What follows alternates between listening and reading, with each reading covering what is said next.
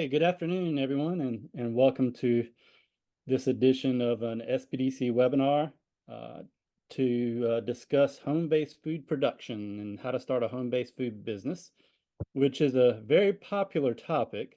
I get the questions a lot about how do I, get into selling food, start a food business, uh, start a food truck, start a restaurant. But a lot of the starting point for a lot of folks is just in the home. How do you get started right there in your home? You can do it. And so we're going to talk a little bit about that today. And just like to welcome everybody here. And my name is Jim Johnson. I am a business consultant with the Small Business Development Center. And the Small Business Development Center is a SBA resource partner, and the SBDC program is hosted by a consortium of universities, USC, Clemson, Winthrop, and South Carolina State University. SBDCs offer no charge, confidential one-on-one consulting. We do small business education, much like we're doing today, and we just try to connect folks with the resources that they need, such as a few that you will hear on the webinar today. So glad that I'm able to tell you a little bit more about the SBDC. No matter what county you're in South Carolina, there's an SBDC that covers that county. We cover all 46. We have 21 centers around the state. So I mentioned I am a small business consultant. I am also a agribusiness and food system specialist. So a lot of the clients that I work with personally either farm or have a food business, restaurant, hospitality related businesses. So I'm able to speak with a lot of folks every day, and I hope to bring those experiences and to you today to help you decide if you want to start this home-based food business, or maybe you've already started and you just want to maybe formalize a little bit more, try to grow it. So hopefully we can answer some of those questions today. Got a great agenda for you. I'm going to talk a little bit about trends. I always like to start out with some trends. It's a good way to start things, I think. And then we're going to get over to regulatory and food safety, which is of utmost importance with food. And we have Adair Hoover from Clemson Extension Food to Market Program that will be speaking with us today. Then I am going to speak on a little bit. So Adair is speaking on food safety, regulatory, kind of that stuff you need to know in advance to starting. And as you operate, I'm going to talk more about business and marketing. And then we have Resh Madakar with Sakar Jams. She's an entrepreneur. She's joined us on the call, and she'll talk about her journey with her food business. Always a great perspective to get it straight from the people who are doing it. So without further ado, I'll jump into the program. Some industry trends. I pulled these from the Specialty Food Association, which if you've never checked that out, I would look into Specialty Food Association. South Carolina has a Specialty Food Association affiliate, so you can become a member of the association, or you can just check them out for resources. But they publish a 2024 food and bev trends list, and I just took a few items off of that list, which I thought were of interest. And when you're thinking about trends, and when you're thinking about doing a business in general, whether it's food or not, I mean, you really have to consider your competitive advantage. And we'll talk a little bit more about that later. But, starting with, a trend like environmental impact.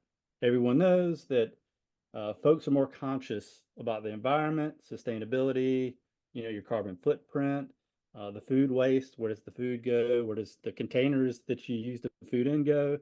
That is definitely much more on the forefront and of concern to consumers these days. So if you can think about that, in creating your product in your systems and processes, it can help, possibly give you a little bit of advantage there. Also, upscaling every day. thinking about putting high-end ingredients into your food, making it a little bit more um, bougie, I guess, for lack of a better term. Using upscale ingredients. You, as a home-based food business or a small food business, I mean, you're competing with big brands like Kraft and, all these huge corporations that have economies of scale on their cost structure. And so their prices are low. It's hard to compete with that. And you have to be at a price point that's a little bit higher than what you would get at the grocery store. Of course, what you're making is likely homemade, has some unique ingredients, has some maybe fresh local ingredients, and maybe some upscale ingredients, right? So that you can charge that higher premium, and and it helps differentiate your product from others. Global flavors, very popular. The different foods from around the world. It seems like every week I'm working with a new ethnic restaurant concept. Um, most of who I work with are in Columbia and Charleston markets, but it's amazing all the different samplings of food from around the world. Folks are interested. When I was growing up, and I won't tell you how long ago that was, but we didn't have that diversity of food offerings. So these days you can go out and just taste a lot of interesting flavors and very trendy. Also, elevated convenience. I think we all know convenience is almost mandatory in a way. Uh, you know, we're all spoiled by Amazon and other services that get us our products and services just, you know, in a matter of, minutes, seconds, days. It's very fast, convenient, easy to return things. So you have to consider how you can work convenience into a food product business, a home-based food business, and for the benefit of the consumer, because the consumer expects that now these days, and they demand that. And they will go to where it's more convenient for them to get exactly what they're looking for. So these are a few trends I thought that were interesting to start things off with. And I am going to now introduce Miss Adair Hoover with Clemson Extension. Miss Hoover she's been with Clemson for some time, and she's been working in food safety for quite some time. I think over 10 years or more. She's the lead agent for the Clemson Food to Market program, and the Food to Market program is amazing. If you want to scale up your business and maybe eventually go to a commissary or food truck or your own restaurant, and you need to understand the regulations of bringing your home-based product to maybe a commercial product, Clemson's the place to go for sure. They have some uh, great services, which I'm sure Adair will review with you. Awesome. Awesome. Not too painful there then. Hi, thank you for having me so much or today. It's a pleasure to be here. My name again is Adair Hoover, and I'm a food systems and safety associate with Clemson Extension. And my primary program that I work with, as Jim mentioned, is the Food to Market program. So with the Food to Market program, what we do is we help people who are starting a food-based business with the food safety and regulation requirements to get started. It's a daunting task to start in the food-based business. So we try to get that in one place where people can come and kind of work through that as effortlessly as possible. So there are a lot of challenges as you go along the way, and we want to help minimize that part for people. So we do that by providing food safety education to people who are starting a food-based business. We do that through calls, emails, and workshops. So I email with about 300 new entrepreneurs a year, 300 people a year who want to get started in a food-based business. I talk on the phone a good bit, and our main workshop that we offer is called the Food to Market Food Safety for Food Entrepreneur workshop. It's an 8-week online class, and then we meet one day in person in Columbia. And the class kind of goes at the participant's own pace. They work through modules related to food safety and regulation. And then we meet and network at that Columbia meeting. So it's not a regulatory requirement, but it's a really great way for people who are getting started and really haven't delved into this type of work before to get all that under their belt before they get started. So the main regulators that we work with, if you came to me and you said, hey, I have this product, who regulates it? The main people we work with are the Department of Agriculture, the Meat and Poultry Inspection Department, and the FDA. So those are the major food regulators in South Carolina. Our food to market program, we also do product testing. So a lot of types of foods need to be tested for safety to make sure that they're safe to be held on the shelf. This is primarily for foods that are canned foods or jarred foods that you don't want to refrigerate. So we do that testing in our lab at Clemson and help people to understand what they need to do to make those products safe for the shelf stability. And we also do quite a few other trainings. Some more prevalent ones are HACCP, it's hazard analysis and critical control point. It's a food safety training that a lot of larger food businesses have to take. We offer a better process control school for people who are making acidified foods like pickles. They, by law, have to take that class. It's a 2-day class. And we do some FSMA preventive controls for human food classes and quite a few others too. Those are kind of the highlights. So the main thing I want you to kind of take away from this is that if you're starting a food-based business and you just have no idea where to start by calling, emailing us, and we can kind of get you going. I have a lot of resources that we pass on every day. Kind of like Jim went through the trends, we say that creating a food-based business, it's competitive. It's a very competitive industry. So you got to have something a little special under your belt. So maybe you have an innovative idea, something that's just really uncommonly good that people are just like, this is the best ever. I've never tasted anything like this. Maybe you have a unique method for producing food. Maybe you have some unique items. It could be a global ingredients, as Jim mentioned.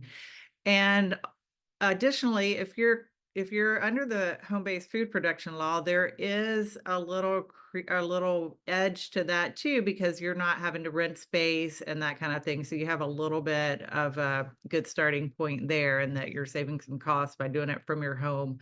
So that can be, helpful and in the start. So there are 7 things that we recommend, regardless of what type of business you want to go to with food, whether you want to be home-based or you want to sell wholesale. There are a few things that we really like to point out that you need to consider from the very beginning. So you need to know what your product is, who regulates your specific food that you're producing. You need to have a business plan. You need to know what your packaging is going to be. Understand what labels you have to have on your product. You want to consider marketing and production. So I'm going to just touch on a little of those in the next few slides. So you need to know what your product is. If you're thinking about a food-based business, and you probably already know, but sometimes I have people come and they're like, well, I really just want to make food. I'm not sure what I want to make yet, or what I do a lot of different things. So the first start would be to develop a prototype. What's it going to look like? What are other competitors doing with that product? You want to know what the market form is. And by that, what we mean is it a shelf stable product, like a jam or a jelly would be shelf stable in a sales venue? Or is it something that requires refrigeration? Is it dehydrated? So what is the market form? You should calculate your batch size so you know where you're starting from. And you do want to consult a process authority to start with. So I am a process control authority for the state of South Carolina for Clemson. And basically, what you would want to do is you would want to call me and say, hey, this is a product I want to make. Do I need to have any testing on that to make sure it's safe? What do I need to consider and what types of tests those might be? And I would let you know where you need to go with that. Then if you need to have your product tested, you go through that process, and you also want to determine what your cost is for your product. For business considerations, I won't talk much on this slide because we're with these guys today, but we always recommend the Small Business Development Center. We work real closely with them. From my end, I do nothing on the business side, only food safety and regulation. So any kind of business, taxes, insurance, we suggest that people contact the Small Business Development Center. In terms of packaging, you really need to know what your needs are for your particular product. So packaging should provide safety for your product, so it won't break or become contaminated. A lot of times, some packaging will contribute to the quality of your product. It should certainly be visually appealing for marketing purposes. And sometimes your retail space where you're selling will dictate what that packaging looks like. So that's something you really want to be thinking about early in the game as well. No matter how you're selling food, whether it's under the cottage food or home-based food production law or wholesale, you have to have particular things on a label, and this is by law. So if they look different for foods that are made and sold out of a home-based kitchen than they do for foods that are sold in other retailers. But in short, you want to have your product name on your packaging. If you're selling wholesale, there are requirements on the font size and information that's on that label.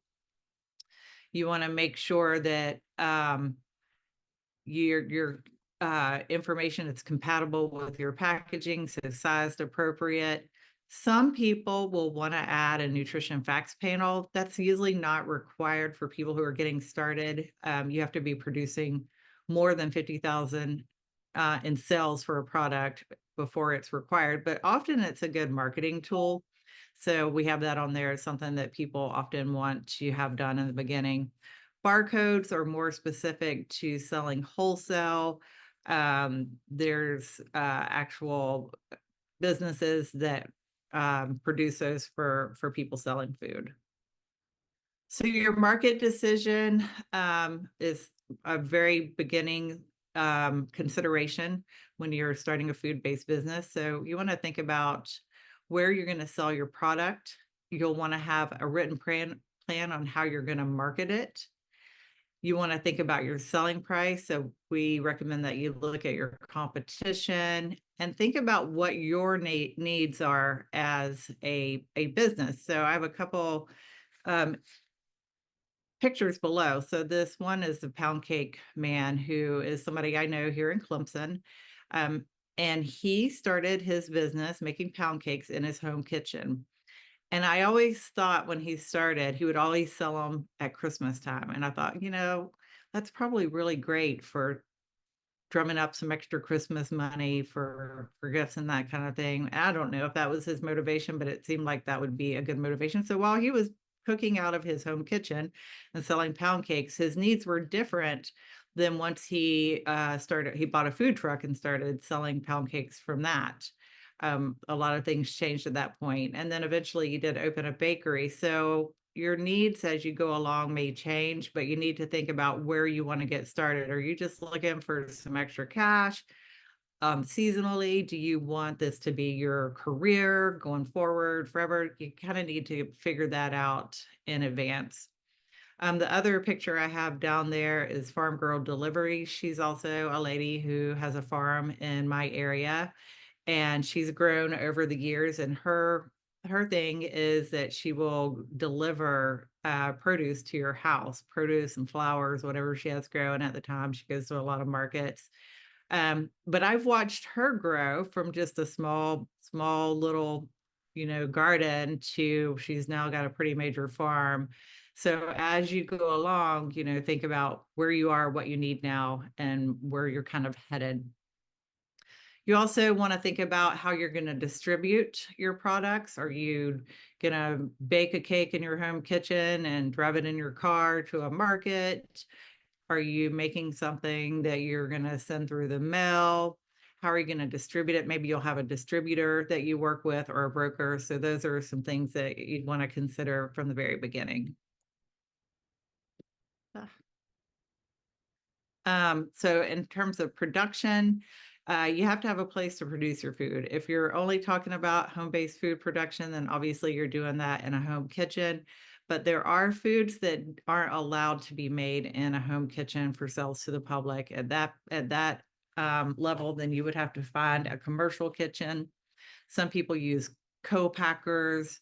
And if you are using a commercial kitchen, you want to think about where you're storing your ingredients, your packaging, and your final product.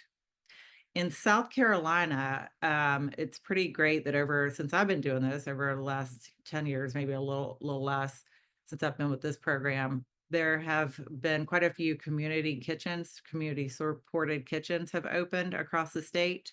So there's one in Florence, Walterboro, Anderson, and Chester.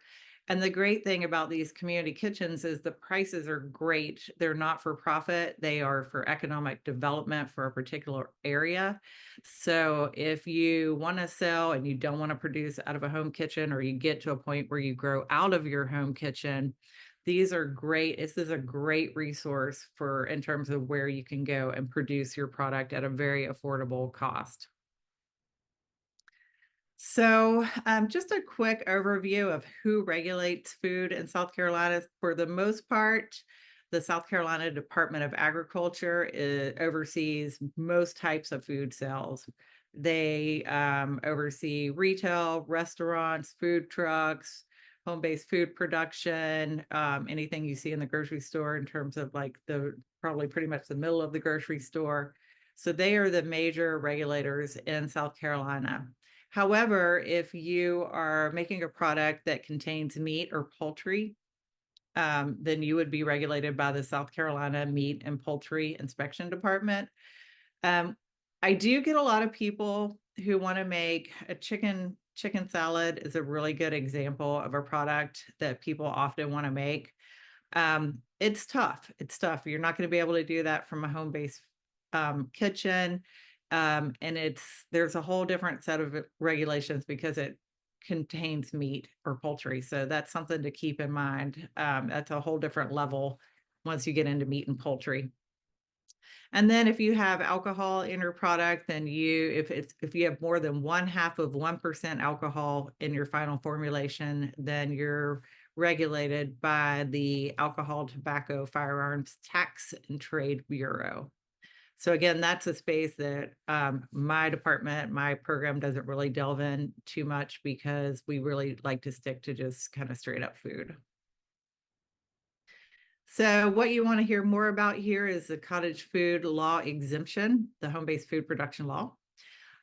So it's regulated by the South Carolina Department of Agriculture. And I use that word regulated. I'm going to say that's a very loose term because they're not inspected. Basically, if you're producing food in a home-based kitchen, you're not going to be inspected. No one's going to come to your house. You're going to follow a set of rules and guides, a guideline. And as long as you follow those, you're fine. The only time you might run into trouble is if you are doing something that's not in that guidance document and somebody complains about it, a competitor, and they do. We have people who say, hey, well, so-and-so was selling this and it's not in the guidance document. Other than that, though, the products and the food items that are allowed to be made in a home-based kitchen are really foods that a group of food safety professionals in South Carolina from a lot of different stakeholders put together, foods that we believe that if your cat is on the kitchen table and you're making it, won't make you sick. So these are foods that have no association with a foodborne illness. They're foods that aren't as susceptible to contamination, to being, something that would make someone sick. So basically, if you buy foods that are made in a home-based food kitchen, you know that kitchen is not not regulated, not inspected. You're kind of just hoping that the person followed those guidelines and is doing their best to make sure that everything is sanitary and safe. So one great thing about the home-based food production law as of a couple of years ago, it used to be that you had to directly sell those foods to the end consumer. Now you can sell to other businesses to sell, so you can make things that fall under that guidance document. You can sell them to other businesses, but there has to be signage there. That's the one caveat of that. So if you're making loaves of bread and you're selling them at a friend's business or somebody you don't know, just a small, local food grocer or whatever, you have to have a sign clearly stating that that item was made in a home kitchen. And it's a very specific wording. It's in the guidance document. But it is nice that, now you can sell it to other businesses to sell. Additionally, with that is you can make items and sell them for to be mailed in South Carolina. So you can do, you could take orders on Facebook or however you want. The one thing about that is it has to be labeled as if you were selling it at a market or whatever. And it also has to be delivered to a South Carolina address. So no crossing state lines with foods that are made in a home kitchen. So I have a link here for our guidance document. It's about, it might be more than 60 pages now. It's very, very, very detailed. There's a ton of really good information. You can always go through and read through that. And we actually have an email address, which I don't think I have on here, but I will throw it in the chat later after I get off. We have an email address that you can email. If you look through that guidance document and you're still just not sure, you can email this particular address and ask for further clarification on anything that you need more information on. The specific label that's required says not for resale, processed and prepared by a home-based food production operation that is not subject to South Carolina's food safety regulations. So that has to be on every product that you sell that is made in a home kitchen, because people, need to know where it was produced. And then it's up to them to decide, whether they trust you or your practices.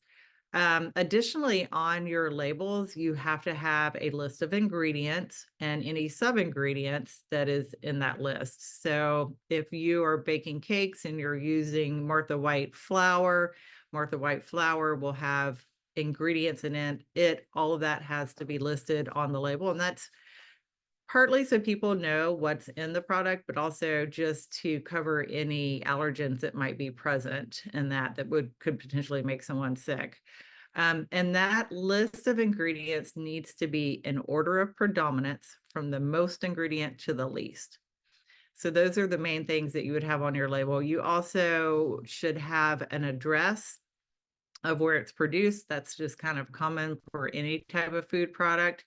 However, in South Carolina, if you don't want to list your home address, you can go into a place at the Department of Agriculture and register with them. And the only thing you're doing is saying, here's my information. I want to number a code instead of putting my address on my products, because a lot of people, I guess, worry you might not want people knowing where you live. So that is an alternative to that.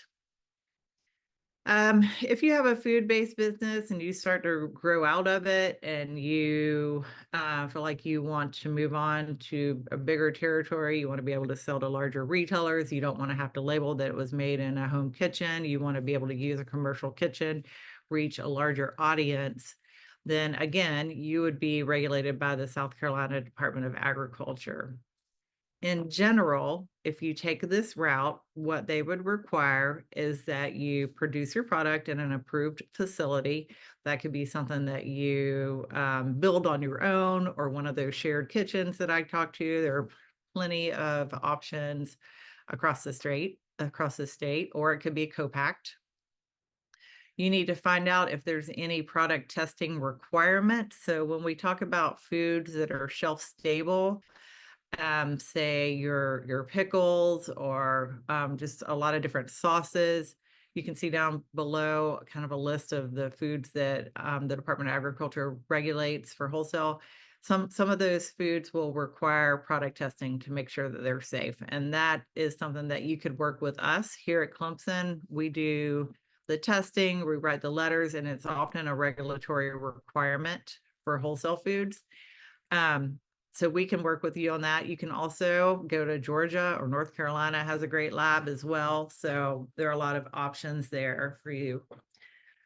Once you have had your product testing and if you started mocking up the label that's going to go on your package, you would send that label to the Department of Agriculture, and they would make sure that you meet FDA regulation, that you have everything on your label for your product that is required by law. And those are things about like a statement of identity. So you don't want to call your orange drink an orange juice. So it's just a lot of little details like that that make sure that it's truthfully labeled and that the fonts are in a size that people can read and see easily. And then that's actually, I want to add that that's a really great service that the Department of Agriculture offers, that not all states have that. It means that when you get registered with them and they've reviewed your label, you can go to print knowing you're not going to have a recall because you forgot to list an allergen or the font was wrong on something. So it's really, people find it to be kind of a pain, and there's usually a back and forth, but it really does protect our food entrepreneurs. Lastly, you would apply with them for a registration verification certificate. It's just a big, long registration application that you fill out to tell them all about your product.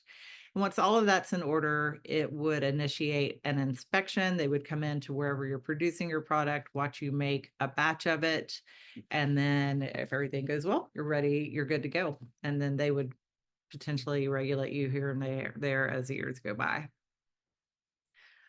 Just a little bit more on the product testing that we do in our labs. So a lot of products have to be tested for pH. That's going to be your sauces, pickles, that kind of thing.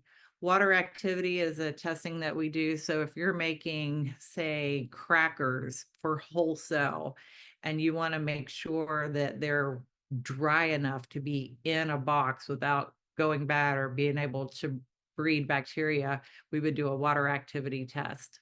We do generate nutrition facts panels, and we also can do a test to show that your product is gluten-free if that's something that's important to you.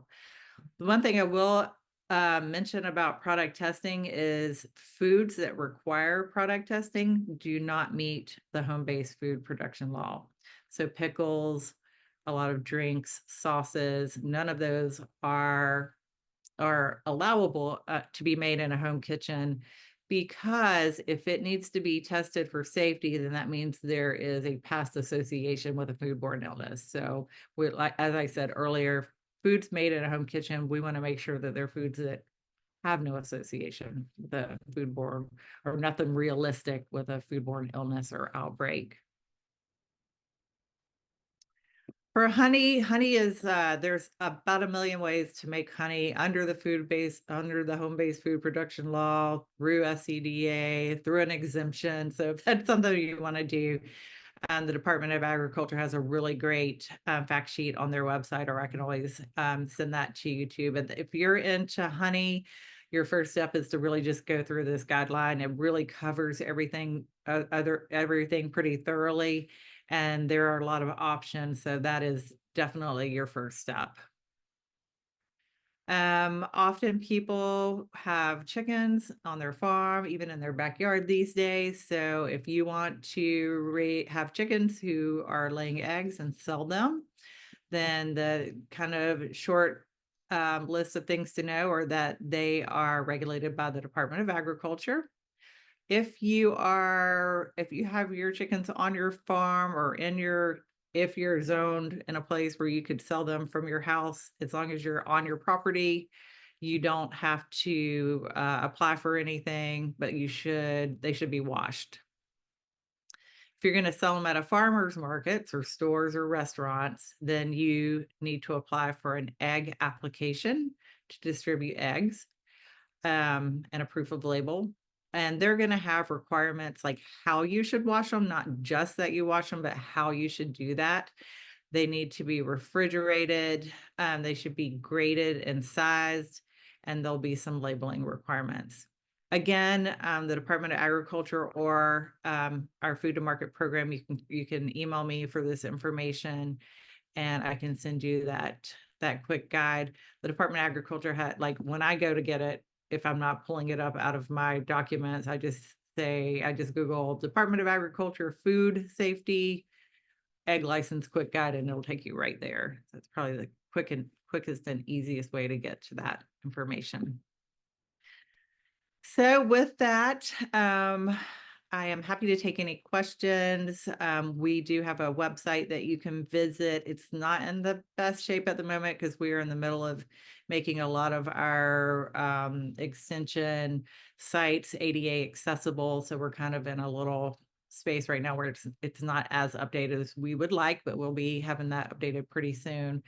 But Dr. Kimberly Baker started this program in, I think, 2012. So she's also a member as well. So you're welcome to contact either of us at any time. That's what we do. We're here to help you navigate. So happy to talk with you at any point. Okay, thank you very much, Adair. That was great information. And that's really your first stop is understanding the regulation and what you're getting into. So we're going to move from that over to a little business and marketing. And Adair did cover some of this in her presentation. And yeah, feel free to, if you have any questions, put them in the chat. We'll try to answer those as we go along and towards the end as well.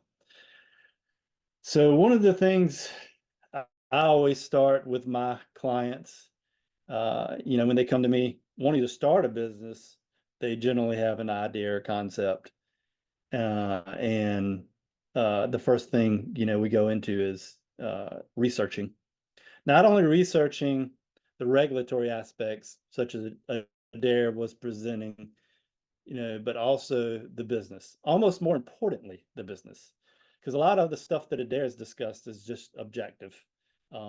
That's like, yes or no, pass or fail. When you get into business, it's a little more of a art, and you need to do some of your research and studying. And Adair had mentioned, depends on what you're doing this for too. What are your goals? What's your mission? Why are you getting into home-based food production and selling food products? You may just be doing it for a little bit of extra money. You may be doing it because you just love this product and you want to share it with the world. You may be doing it because you have intentions of making this your full-time gig, which a lot of people have done. They've started small, grew it, and has become something that can support their families. But it all starts with research and understanding your market, and if there is a market there. And I have heard a lot of ideas around food, and I'm sure Adair has as well.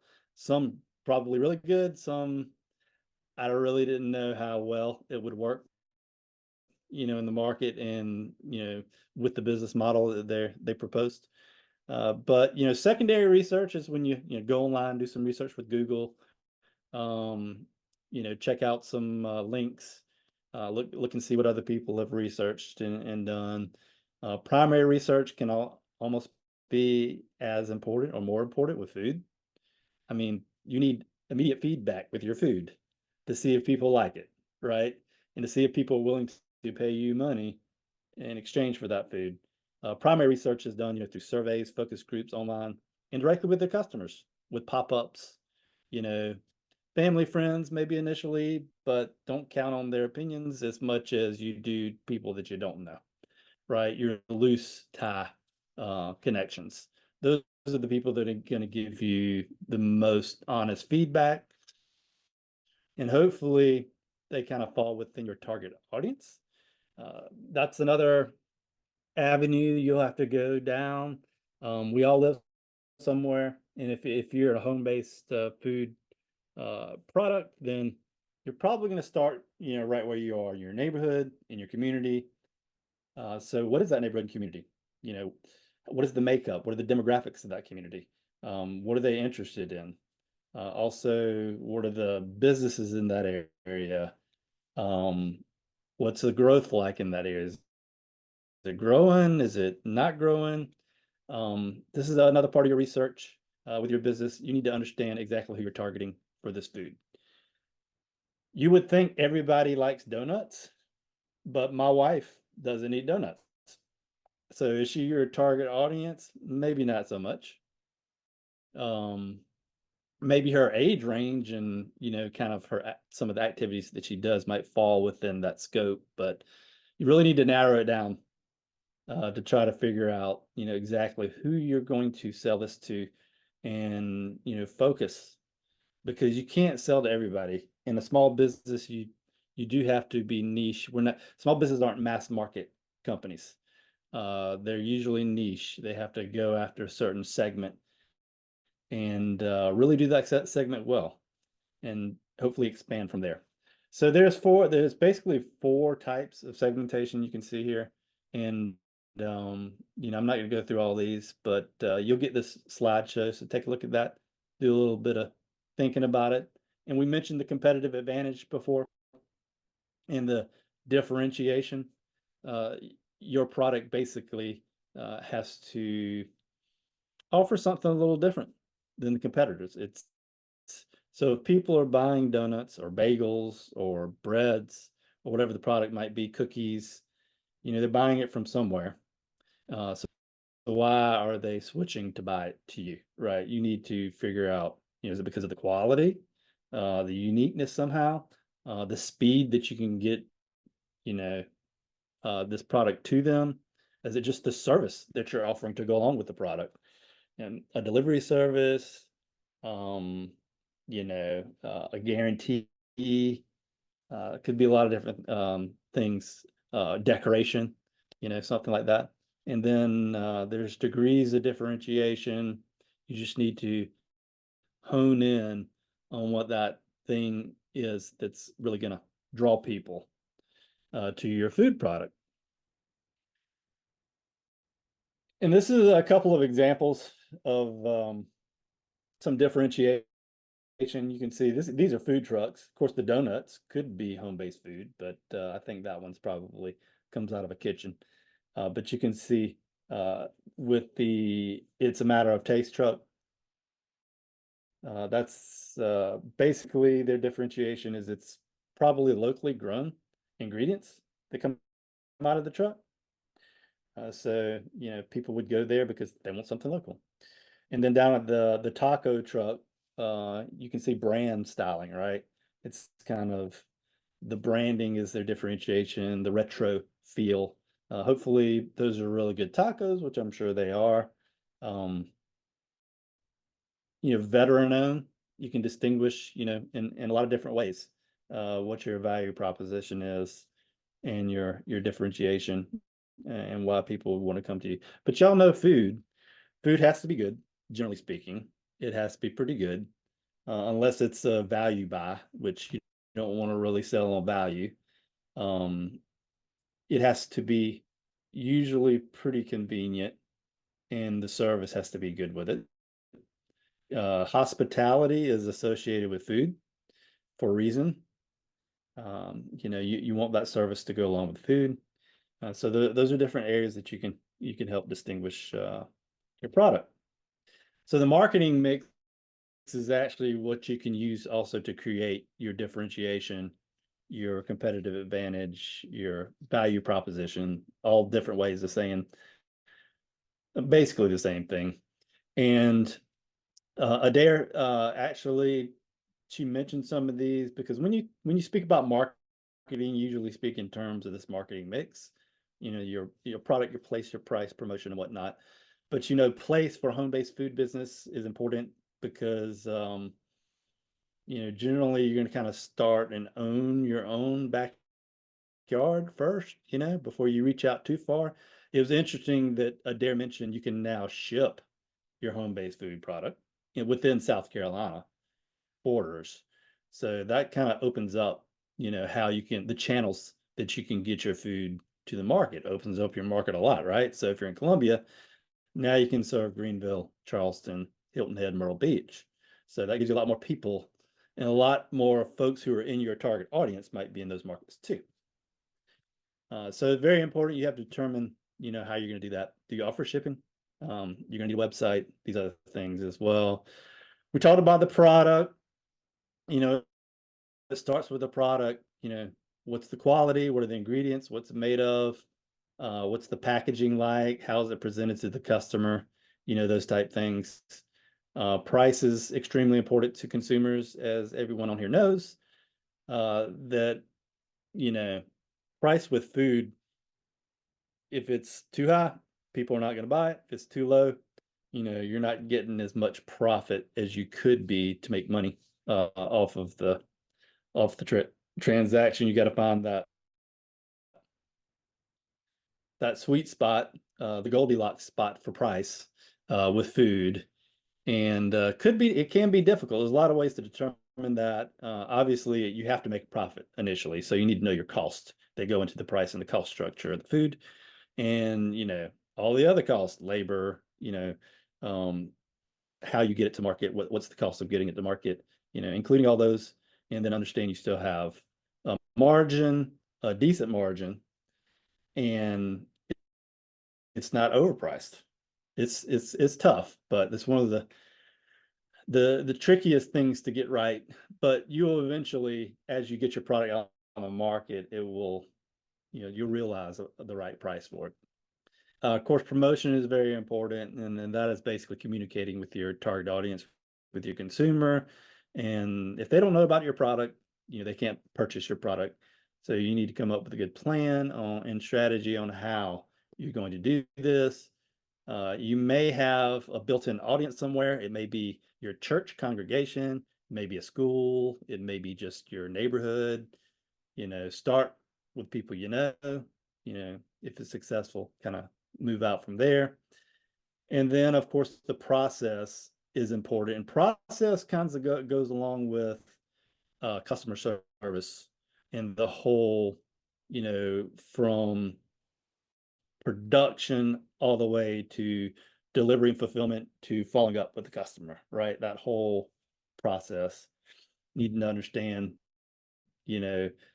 stepping through every single aspect of it. If somebody orders something online, from you making it to them ordering it online to hitting the front door and them doing a survey, what is that like? What is that process like? And it needs to be solid, all the way through if possible. And then, of course, people. Home-based a home-based business is usually just a small business, one single sole proprietor, maybe their family members that start out. It's just you. So having people work for you, is usually a scaling issue. So as you grow and you need some help, bringing on the right people is very important. And it's really a part of your marketing, because the people who work for you are the face of the company, and they're also involved. If they're involved in the production, there's a quality issue there as well. I did want to bring up legal risk before I moved on to our interview.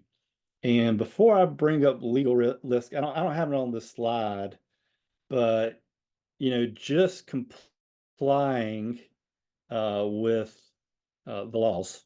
So Adair went through a lot of the food law, but you also have business licenses that you would need to obtain a business license. So if you are in the city of Columbia or the town of Lexington, you're going to need a business license to operate a home-based food business. They're required, even if you're doing them out of your home. And that business license is only good for that jurisdiction. So if you're in the town of Lexington and you're selling your food in the town of Lexington, great. If you go outside of the town of Lexington, you may need another business license, depending on exactly how you're selling in those jurisdictions. But it's worth talking to a consultant to determine, which licenses you might need. You're going to need a retail license, and food products are exempt. from sales tax. But there's a lot of little intricacies around taxes, sales tax, prepared food, understanding what a prepared food is versus a food product to see if you do need to collect sales tax on it. Generally speaking, I would think what you're selling is tax exempt, but you still need that retail license, and you need to determine if you need other licenses. You need possibly an EIN, employer identification number, and whatnot. So some legal risk areas. Well, you have food product. There's liability. Adair just kind of showed you all the different liability areas with food. You are making a safer product, so probably the liability is lower, but there's never no liability. There's always risk. There's always risk, and everyone has a different risk tolerance. So some people are willing to take that risk on themselves, and other people, want something to mitigate risk. So you have the food product liability, you have compliance liability. So, you know, what happens, when you do something that's outside of the law, where the Department of Ag is regulating you, breaking laws, there's liability there. And then just general business liability that pops up. So those are the three areas you need to consider, and how do you manage those? So managing risk, you can manage it through business entity formation, starting up legally, and getting insurance. And with the entity formation, I would say probably 8 or 9 times out of 10, a home-based food business is probably just going to be a sole proprietorship, which is just basically you, right? Um, which is fine. It's just that you take on the liabilities personally, and all your assets are at risk as a sole proprietor. And what many people do is pretty inexpensive and an easy entity to form is an LLC, limited liability company. And you can see the little diagram there where it shows you, the owner, your personal assets, a red line, which is like a wall or barrier, and then your food business liability, right? So you're putting that line or that wall between any liability and your own personal assets. So you want that protection. It's not very expensive to form an entity. It just creates that separate entity that it's going to give you a little bit more peace of mind there. And also it adds a little bit of credibility to your business if you want to scale. If it's just you versus you have an LLC, it sounds more business-like, right? But yeah, there's other forms like the sub S corporation. I won't go into that, but LLC is not the only form entity you can choose, but probably a good thing to consider. And then legal startup, I mentioned you need licensing, permitting, EIN, which is an IRS number. It's basically like the Social Security number for your business. As a sole proprietor, if you don't have the EIN, you're using your Social Security number. If you're opening an account, if you're doing any transacting businesses that require maybe an EIN or social, and you don't want to just give out your social.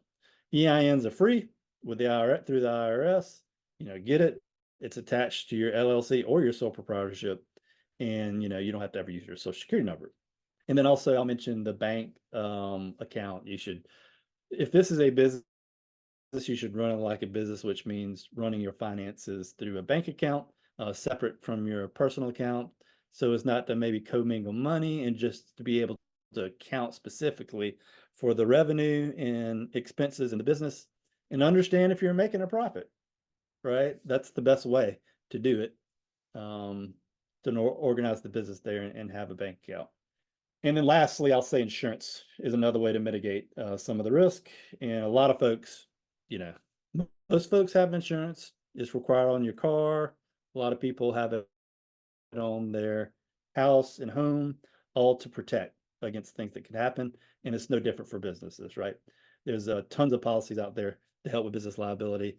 And I'm pretty sure that food business insurance is really not too high. So it probably is worth the cost. just to give you that extra little peace of mind. If anything ever happened, another thing, you have insurance company, the insurance company just handles it. If you don't have an insurance company, that's something you're going to have to deal with, whether it meant going to court or just defending yourself or whatnot. But you would have to personally, take care of that yourself unless you just hired a lawyer to do it. But the insurance company, they would come in and manage that. So with that, that's a little bit on thinking about some business considerations and starting up your food business. A lot to think about, a lot to consider. SBDC consultants are there to help guide you, answer questions, connect you to resources like Adair, and answer, just get those answers and come up with some good ideas and understand if this is a good next step for you. But I'm so happy to have Resh Mahadkar. I don't know if I'm saying that right, but you can correct me.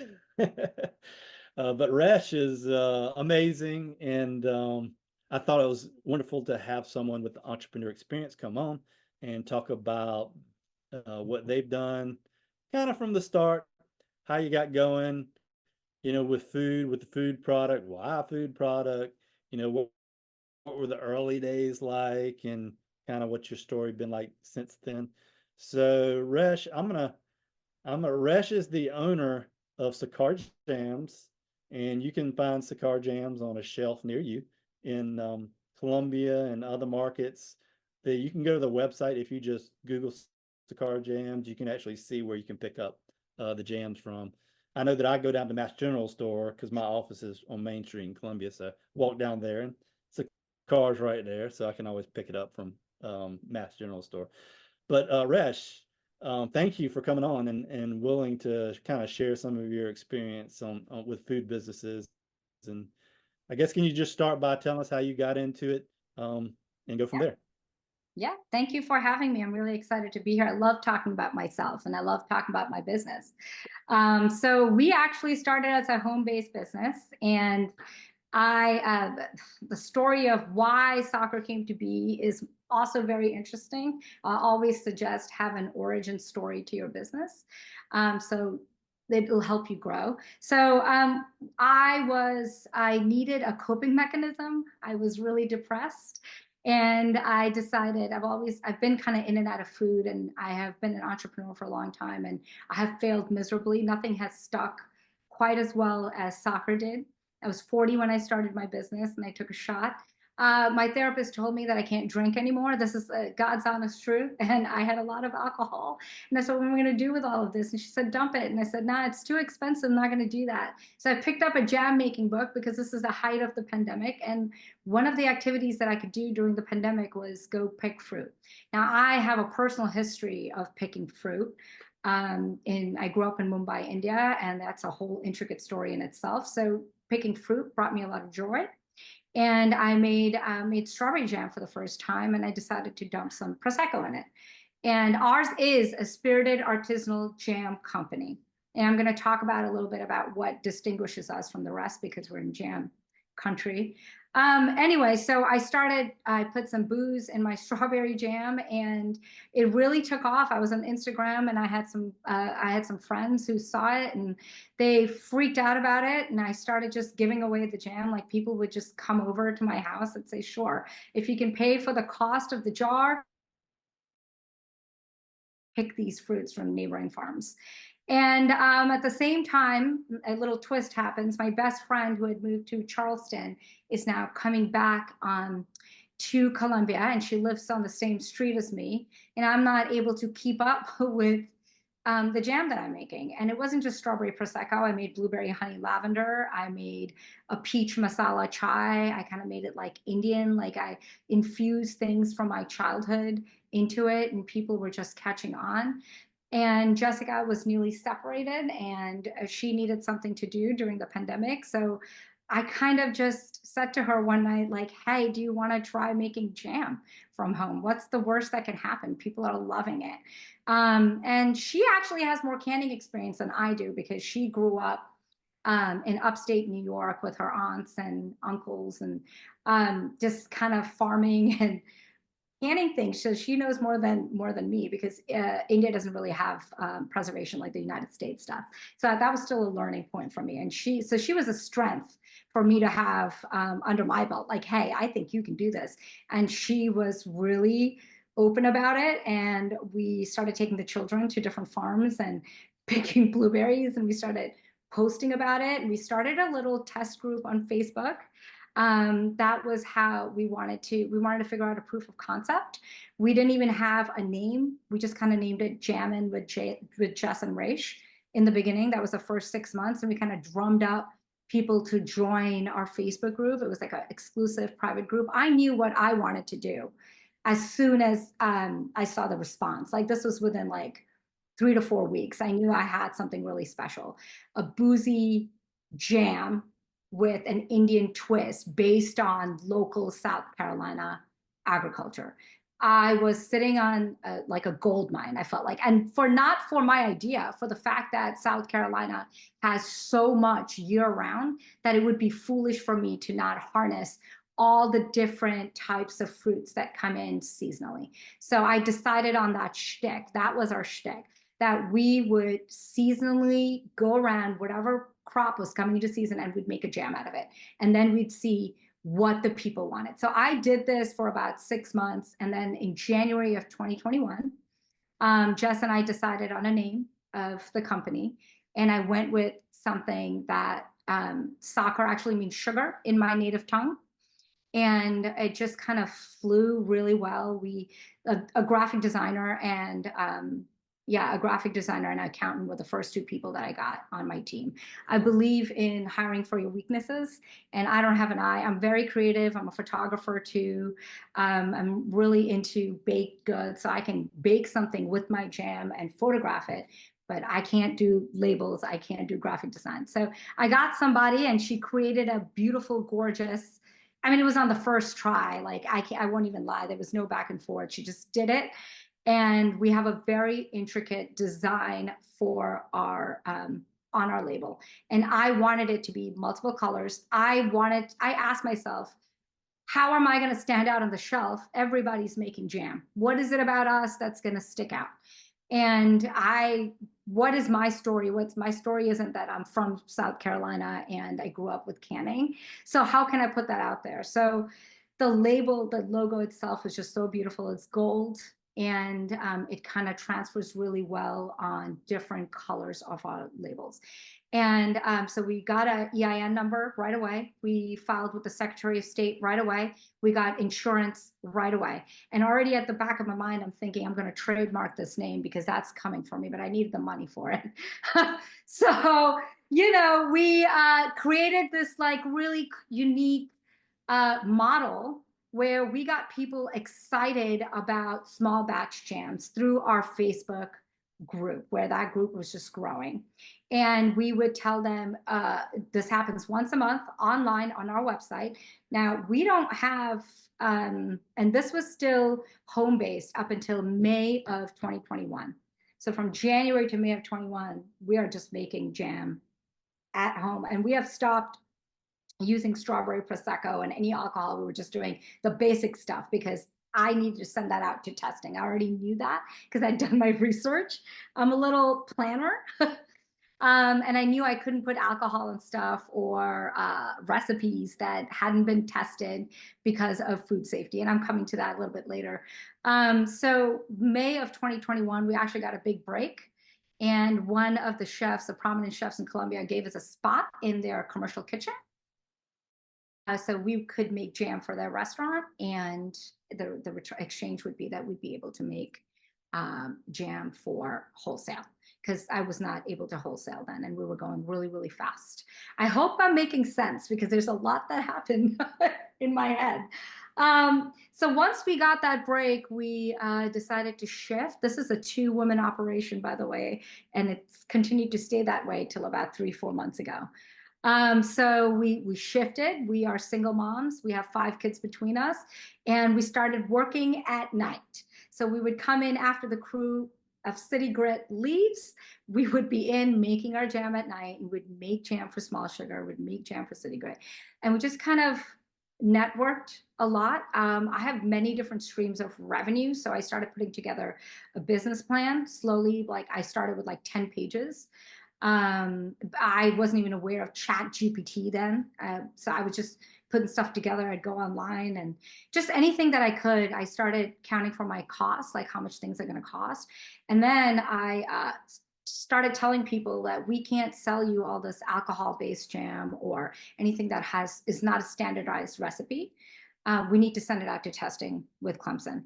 So just hold on. So I created a lot of demand for those like prime flavors, and we started sending stuff out. So I've been working with Jim and Adair for quite some time since the beginning. Jim came on recently, I think about it last year when he got on my you've been great, Jim. That's it. But Adair, we've been working with since the beginning, and I can't tell you how wonderful it's been working with Clemson Extension. They have been there every step of the way. I feel safer knowing that my product has been tested and that there are right people who are intelligent enough to tell me the things that I don't know when I scale, and I am in the process of scaling right now. And it feels good knowing that I have done all the steps and followed the rules, including with the South Carolina Department of Agriculture on the other end, with the label process, with filing for the RVC. We moved kitchens recently, and they're coming to recertify us again. And this will be a third certification, and it's gone really well. Everybody's super helpful. Once that happened, we decided to take the food to safety course as well. I think Jess and I I think that was August of 2021, to kind of just make sure that we had our ducks in a row. So anything that was offered to us, we took it, like this seminar. I wanted all the knowledge that we could, and I needed the right people in our corner to believe in what we were doing, because I believed in me. So going from a food-based business to wholesale presented a big challenge because of the commercial property. So if you didn't have a commercial kitchen, it's really impossible to kind of scale. So I always say, just start off knowing what you do and do that one thing really, really well, and know your market. I did my market research. I would order jam from everywhere, even from different countries. People would go out there, say, bring it back to me. I want to taste it. I want to know my product. I was demoing it at the same time. So I know I'm speaking a lot, but we were doing multiple things at the same time to make sure soccer kind of like launched off. All including, the ACRE program, which is a completely different thing that you can be a part of, being a part of the SBDC, being a part of having connection with Clemson Extension, especially for food-based. I got scared one day. I remember waking up in the middle of the night, freaking out, like I'm going to kill somebody because of my botulism, because I'd taken the course that Adair had put, and I'm also I have taken the Serve Safe as well. So I'm just kind of knowledgeable in what I'm giving to my people. So when they come back to me, they can say to me, hey, can I open this jar of jam 2 years from now? Absolutely not. Do not do that. The shelf life is 1 year. And when you're adding alcohol to it, it just kind of changes the dynamic altogether. As far as alcohol is concerned, I actually was panicking a little bit in the beginning, because so many of our products, we have strawberry Prosecco, which is our #1 seller. We have a brown sugar peach bourbon, which is our #2 seller. We have plum peach Bellini, which I'm about to change the recipe again. And you can do that after years of being in your business. And I'm going to resend it to Adair to get that tested. We have recently crossed the thresholds, and we have applied for a nutritional panel labeling. So our labels are changing yet once again. It's a lot of work, but let me be a person here that stands in her value and says it's worth it. It really is. If you have something unique, if you have a unique story, if you believe in yourself and you have the right guidance and you follow the right set of what you need to, you can do it. And I hope I've said enough about how we started and kind of mingle that in. Yes, that's great. I didn't have to ask too many questions, because you're just like on point. I can go. Yeah. Mhm. I really believe in, I think that a lot of stuff that you and Adair both said is just very, more people were to have that kind of guideline, I think that you can really polish off your business. And also, if I can say, don't find different channels on how you're going to earn your revenue. We have multiple ways that we earn revenue, and I thought about this in the beginning. Nothing is too big to think about in the moment. Take baby steps, but we work through collaborations with other companies, other local companies, because it's a win-win for both of us. You get their people and your people, but you have to have the same values that align, So you need to find the people, you need to find your niche. And we are very niche. Our jams are $15 a pop, but let me tell you what's in them. I go out and I pick the fruit myself. Like I will go out and look at the crop and I will say, okay, this one works. This tastes good. I know the variety of peach that I want to work with from multiple failures that I've worked on, or the kind of alcohol that I want in my stuff. The honey comes from South Carolina. The lavender that comes in our jam, it's from South Carolina. The bourbon, South Carolina. So like it's a hyper local product. So when you're tasting it, you're tasting kind of like a little agriculture in a box, like South Carolina agriculture in a jar. So we call that food to jar experience. And our mission is to grow where we're rooted sustainably. We use glass packaging. We believe in no waste. I want my own production facility one day where I will be learning how to compost stuff so I can give back to the community, to our farmers. I believe in connecting with our farmers. And this is all the stuff that people really want. They want to connect with you. They want to know where their food is coming from. So if you stand in your values, which is all of that, what we have, I think it's a recipe for success. I would agree. We do have a question in the chat Sure. on the trademark. Yes, I don't think you've trademarked yet, but they're asking if you used an attorney to trademark. I Have did. you looked into trademarking? I have actually, I trademarked soccer. It's done. We actually took about, it took 15 months, I believe. That's how long it took. And yes, I did go through an attorney. The process is really simple, but it's expensive. And you have to upkeep it. And you can't really trademark your logo, your recipes. But the next part is, so like the name is trademarked, but this logo needs to be trademarked. And that's the next thing that we're doing. So we've been setting money aside towards this goal, because when you own your property or intellectual property, again, recipe for success.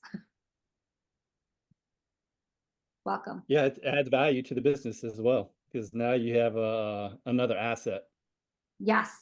And you want to Yeah, look like an expert in your field, so people it will buy supports the from value you. of the business. Yes.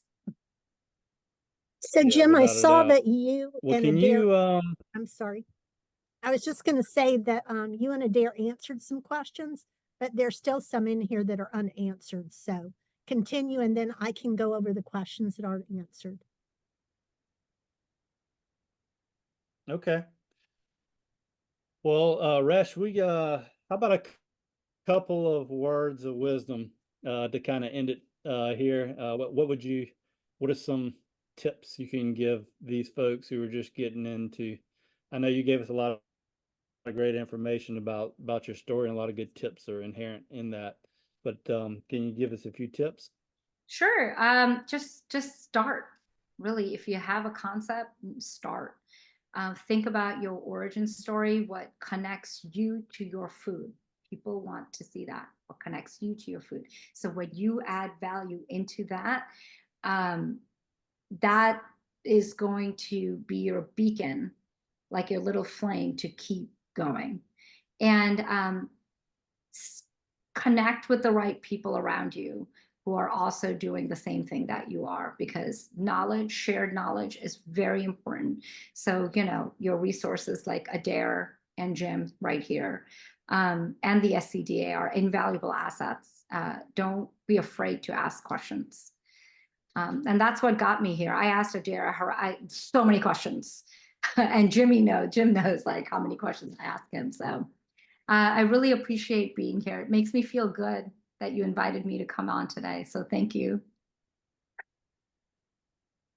Awesome. Well, thank you, Resha. You're definitely, I'm always been impressed by all your work in the product and all the hard work you've put into it. So I appreciate you coming on. Thank you. Enjoyed having you.